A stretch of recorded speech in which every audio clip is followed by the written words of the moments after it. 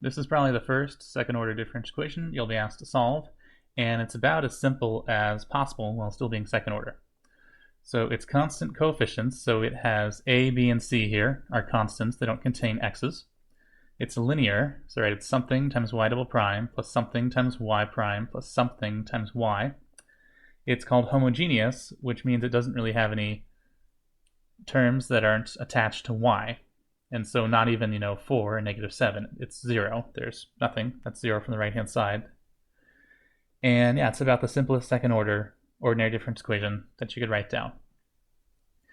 Despite being as simple as possible, I am not aware of any clever method to solve. So probably what happened in the past is a mathematician probably guessed the solution. And that is not an exaggeration. Difference equations are very difficult to solve. Even first-order difference equations can be difficult to solve if they're nonlinear. And sometimes mathematicians, if they guess the solution to an interesting difference equation, they can actually get that equation named after them. Right? This is something, difference equations are very difficult to solve.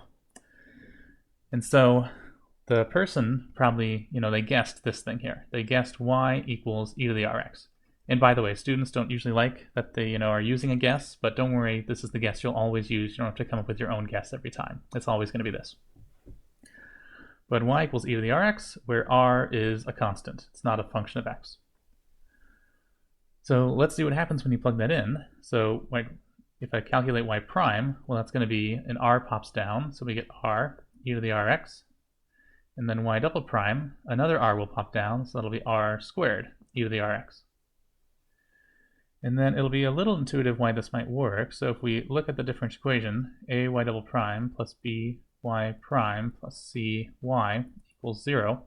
If we plug in y prime, and y double prime with our guess, we end up with a r squared e to the rx plus b r e to the rx plus c e to the rx equals 0. And so all these terms are very similar. We have a constant times e to the rx plus a different constant times e to the rx plus a different constant times e to the rx. And so potentially maybe you can pick that value r to actually satisfy the entire equation. So let's go a little further, okay, every term is e to the rx. Let's go ahead and factor that out. We have a r squared plus b r plus c all times e to the rx equals 0. So we can't get this e to the rx term to equal 0. Potentially, if r was negative infinity, but we can't plug in negative infinity for r, so this term we can't do anything about. So maybe we can get this ar squared plus br plus c equal to 0.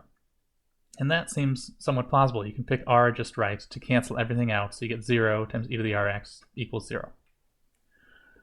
All right, so then what we can do is I'm going to actually factor out an a, and then from there, I'm going to say, okay, well, this thing has some roots, right? So this is going to be r minus r1, which is the first root, and r minus r2 times e to the rx equals 0.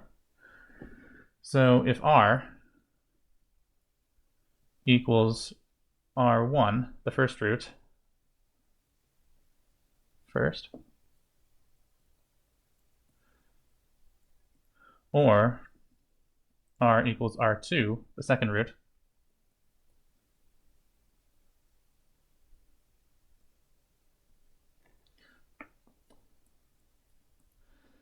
the ODE is solved. The ODE is solved.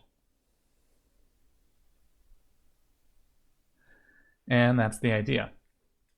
And so there's going to be a few different cases. We're going to look in the following videos about distinct real roots.